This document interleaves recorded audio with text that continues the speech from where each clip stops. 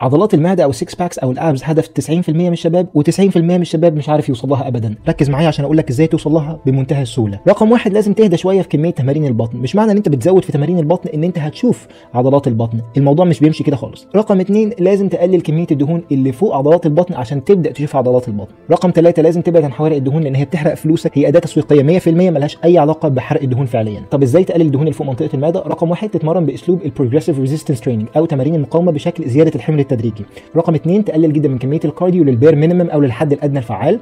رقم ثلاثة، تستمتع بالاكل فعلا وتاكل الاكل اللي انت بتحبه بكميات معقوله وما تلتزمش باي دايت قاسي ابدا. ولكن لو انت فعلا نفسك تخسر اكبر كميه من الدهون في مده زمنيه قليله ومش عايز تزيد الوزن ده كله مره ثانيه، يبقى لازم تحضر الورشه اللي انا محضرها لك مجانا النهارده، اللي هحكي لك فيها ازاي انا خسرت 25 كيلو في 3 شهور ووصلت لعضلات المعده بدون ما اتمرن تمارين كارديو وبدون ما ارجع الوزن ده مره ثانيه. كل اللي عليك تعمله عشان تحضر الورشه مجانا انك تضغط على رابط التسجيل